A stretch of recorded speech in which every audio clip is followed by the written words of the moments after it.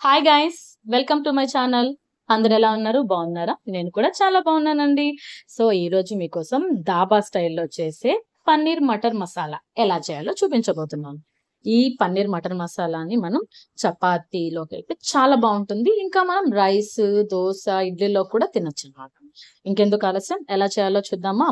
అందుకోసం పచ్చ బఠానీలు ఫ్రెష్వి అవి తీసుకొని పక్కన పెట్టుకోవాలి. అలాగే ఒక ఎర్రగడ్డని పెద్ద పెద్ద ముక్కలుగా కట్ చేసి, ఒక 5-6 టమోటాలను కూడా పెద్ద పెద్ద ముక్కలుగా కట్ చేసి, అల్లము, తెల్లగడ్డ పాయలు, అలాగే కరివేపాకు, కొత్తిమీర కూడా తీసి పక్కన పెట్టుకోవాలి.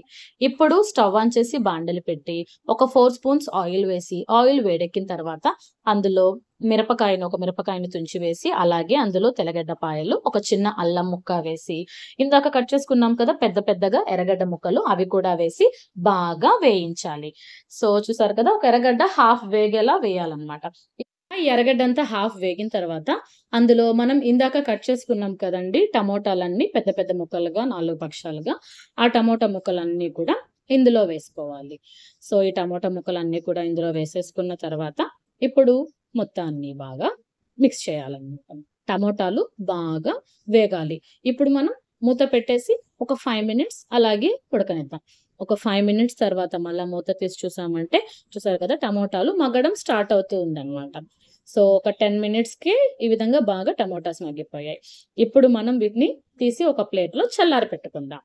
తర్వాత మనం పన్నీర్‌ని కట్ చేసుకుందాం. నేనేమో ఇక్కడ హెరిటేజ్ పన్నీర్ యూజ్ చేశాను. ఇది నార్మల్ పన్నీర్, మనకు అలాగే పన్నీర్ పెద్దదిగా వస్తుంది. లేదంటే చిన్న చిన్న క్యూబ్స్‌గా కూడా దొరుకుతుంది. నేనేమో ఈరోజు అలాగే పెద్దదిగా ఉండే పన్నీర్‌ని అలాగే తీసుకున్నాను.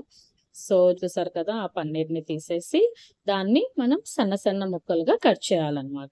ఈ పన్నీర్‌ని మనం కట్ చేసేటప్పుడు ఆల్రెడీ ఫ్రీజర్‌లోని పెట్టుంటాం కదా, ఫ్రిడ్జ్‌లో నుంచి మనం ఎప్పుడైతే వేస్తామో అప్పుడు ఒక 10 మినిట్స్ ముందు తీసి బయట పెట్టుకోవాలి. అప్పుడు మనం ఇలా కట్ చేసేటప్పుడు పీసెస్ అనేవి బాగా చక్కగా వస్తాయన్నమాట. అలా లేదంటే ఆ పన్నీర్ కొంచెం గట్టిపడి ఉంటుంది. ఇలా కోసేటప్పుడు అవి బాగా పొడి పొడిగా అయిపోతుందన్నమాట. సో ఒక 10 మినిట్స్ ముందు ఫ్రిడ్జ్‌లో నుంచి పెట్టేసి ఆ తర్వాత మనం ఈ విధంగా కట్ చేసుకున్నామంటే పీసెస్ అన్ని చాలా చక్కగా వస్తాయి. చూసారు కదా, నేను ఫస్ట్ హారిజాంటల్ గా కట్ చేసేసి మళ్ళీ ఇలా వర్టికల్ గా కట్ చేస్తున్నాను. సో మొత్తానికి చాలా చిన్న చిన్న పీసెస్ గా కట్ చేసేసుకున్నామంటే బాగుంటుంది అనమాట. మరి ఎక్కువ పెద్ద పీసెస్ ఉంటే తినడానికి అంత కూడా బాగుండదు. సో ఇలా సన్న సన్న పీసెస్ గా కట్ చేసేసుకొని పక్కన పెట్టుకోవాలి. ఇప్పుడు మనం ఆ పన్నీర్ పీసెస్ని కొంచెం ఫ్రై చేసుకుందాం. అందుకోసం స్టవ్ ఆన్ చేసి బాండలి పెట్టి అందులో ఒక 3 స్పూన్స్ ఆయిల్ వేసి, ఆయిల్ వేడెక్కిన తర్వాత కట్ చేసుకున్న పన్నీర్ ముక్కలన్నిటిని కూడా ఒక్కొక్కటిగా వేసి ఒక 2 మినిట్స్ అలాగే ఉంచేసేయండి. 2 మినిట్స్ తర్వాత మళ్ళా కొంచెం మిక్స్ చేసి ఒక ఫ్లిప్ చేయాలన్నమాట. ఇంకొక సైడ్ కూడా ఫ్రై అయ్యేలాగా ఫ్లిప్ చేసి ఇచ్చేస్తూ ఉండండి. సో అప్పుడు బాగా 2 సైడ్స్ కూడా ఫ్రై అవుతాయి. పన్నీర్‌ని డైరెక్ట్‌గా కూడా అలాగే కర్రీలో వేసుకోవచ్చు. బట్ అది ఒక టేస్ట్ ఉంటుంది. ఇలా ముందుగా మనం ఆయిల్‌లో ఫ్రై చేసి వేసుకున్నామంటే ఇది ఇంకొక టేస్ట్ వస్తుంది. మొత్తానికి ఒక 10 మినిట్స్ వేస్తే చాలు. మరీ ఎక్కువ వేయించినా కూడా కూర పాడైపోతుంది. సో ఒక 10 మినిట్స్ బాగా పన్నీర్‌ని 2 పక్కల తిప్పి తిప్పి వేయించుకున్నామంటే బావుంటుంది. చూసారా, కలర్ చేంజ్ అయిపోతూ వస్తుంది. ఇలా కలర్ అంతా చేంజ్ అయిన తర్వాత తీసేసి మనం ఆ పన్నీర్‌ని పక్కన పెట్టేసుకోవాలి. సో 2 సైడ్స్ బాగా ఫ్లిప్ చేసి ఒక 2 మినిట్స్ అలా ఫ్రై చేశారంటే చాలన్నమాట. ఇది చాలా త్వరగా ఫ్రై అయిపోతుంది. అందులో చూస్తుంటే కలర్ చూడండి బాగా చేంజ్ అయిపోతూ వస్తుంది. సో ఈ పన్నీర్‌నంతా బాగా ఫ్రై చేయాలి. ఈ వీడియో ఎవరైనా ఫస్ట్ టైం చూస్తున్నట్లయితే సబ్స్క్రైబ్ చేసుకోవడం మాత్రం మర్చిపోవద్దండి. అలాగే లాస్ట్‌లో ఈ రెసిపీ ఎలా ఉందో కామెంట్ చేయండి.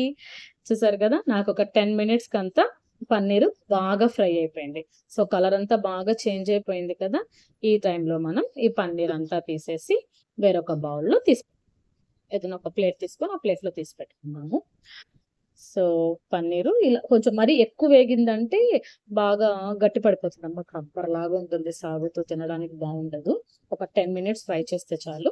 ఇలా ఈ పన్నీర్ అన్నిటిని కూడా ప్లేట్‌లో తీసి పెట్టేసుకుందాం. ప్లేట్‌లో తీసేసి దీన్ని కూడా ఒక 5 మినిట్స్ పక్కన పెట్టేయండి. అప్పుడు కొంచెం చల్లారుతుంది కదా. ఇప్పుడు మనం ఒక మిక్సీ జార్ తీసుకొని అందులో ఇందాక టమోటాస్ అవన్నీ కూడా వేయించాం కదండీ. టమోటా, ఎర్రగడ్డ, తెల్లగడ్డ, అల్లము, పచ్చిమిర్చి ఇవన్నీ వేసి వేయించాం కదా. వేయించిన దాన్నన్నిటిని కూడా ఇలా మిక్సీ జార్‌లో వేసి మూత పెట్టేసి బాగా మెత్తగా రుబ్బుకోవాలి. సో బాగా మెత్తగా రుబ్బుకొని తీసుకోండి. చూసారు కదా, నేను బాగా మిక్స్ చేసేసాను. ఇప్పుడు ఆ మూత తీసి ఓపెన్ చేసామంటే ఈ విధంగా ఉంటుంది.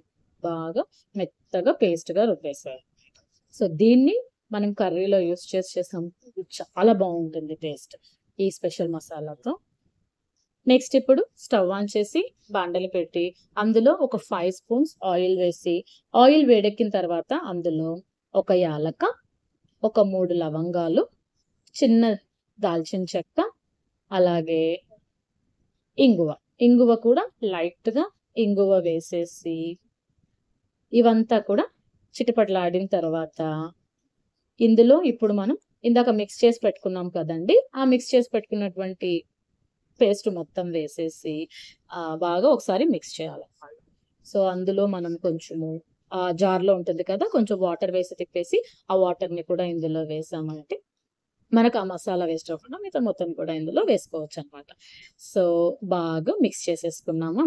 ఇప్పుడు మనం ఇందులో లైట్గా పసుపు పొడి, నెక్స్ట్ మిరప్పొడి ఒక 1/2 స్పూన్, ఎందుకంటే పచ్చిమిరపకాయలు వేసాం కాబట్టి మిరప్పొడి తక్కువ వేసుకుంటున్నాం. అలాగే ధనియాల పొడి కూడా ఒక స్పూన్ వేసుకుని మొత్తాన్ని మళ్ళీ బాగా మిక్స్ చేసి ఇప్పుడు మనం రుచికి సరిపడా కల్లులుప్పు వేసుకోవాలి. సో రుచికి సరిపడా కల్లులుప్పు వేసి ఈ మొత్తాన్ని మళ్ళా ఇంకొకసారి బాగా మిక్స్ చేసేస్తాం. సో ఈ కల్లులుప్పు ఈ గ్రేవీలోకి బాగా పట్టాలన్నమాట. సో ఇవంతా బాగా మిక్స్ చేసేసిన తర్వాత మూత పెట్టేసి ఒక 10 మినిట్స్ ఉడకనివ్వండి. ఒక 10 మినిట్స్లో బాగా ఇది ఫ్రై అవుతుంది అనమాట ఈ కర్రీ. తర్వాత మూత ఓపెన్ చేసి చూసామంటే చూసారు కదా, ఆయిల్ పైకి వస్తూ ఉంది. ఈ స్టేజ్లో లైట్గా కరివేపాకు వేసుకొని ఇంకొక 5 మినిట్స్ అలాగే ఉడకపెట్టుకుందాం. ఇప్పుడు చూసారా బాగా కర్రీ ఉడుకుతుంది, ఆయిల్ కూడా సపరేట్ అవుతూ ఉంది. ఆయిల్ సపరేట్ అయిపోయిన తర్వాత ఇప్పుడు మనం పచ్చి బఠానీలు ఉన్నాయి కదండి, పచ్చి బఠానీలని బాగా కడిగి మొత్తం ఇలా వేసుకోండి. కావాలంటే మనం ఫ్రోజన్ బఠానాలు కూడా యూస్ చేసుకోవచ్చు, కాకపోతే అవి మొత్తం ఒక నైట్ అంతా బాగా నానబెట్టుకోవాలన్నమాట. నేను ఇక్కడ పచ్చి బఠానీలు తీసుకున్నాను. ఇవన్నీ వేసేసి బాగా మిక్స్ చేయండి. బాగా మిక్స్ చేసిన తర్వాత ఇప్పుడు మనం కొంచెం వాటర్ పోస్తాం. నేను ఇక్కడ 2 గ్లాసెస్ వాటర్ పోస్తున్నాను. సో ఇప్పుడు ఒక గ్లాస్ వాటర్ పోసాను, మళ్ళా ఇప్పుడు ఇంకొక గ్లాస్ వాటర్ కూడా పోస్తున్నాను. మొత్తానికి మనం తగ్గట్టు వాటర్ పోసుకోవచ్చు అనమాట, మన కన్సిస్టెన్సీకి తగ్గట్టు. ఇప్పుడు ఇంకొక గ్లాస్ కూడా వాటర్ పోసి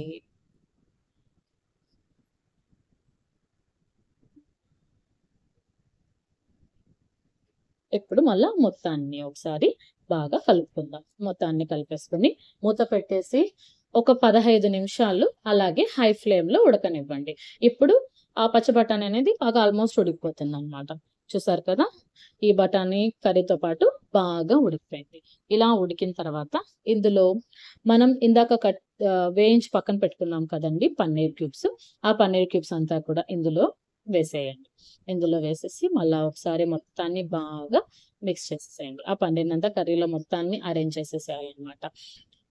ఇప్పుడు ఫైనల్గా కొత్తిమీర జల్లేసి మూత పెట్టేసి ఇంకొక 5 మినిట్స్ ఉడకనివ్వండి చాలు. ఆల్రెడీ గ్రేవీ అంతా బాగా ఉడికిపోయింది కాబట్టి ఒక 5 మినిట్స్ ఉడికిందంటే సరిపోతుంది అనమాట. 5 మినిట్స్ తర్వాత ఇలా మూత ఓపెన్ చేసి చూసామంటే టేస్టీ పన్నీర్ మటర్ మసాలా రెడీ.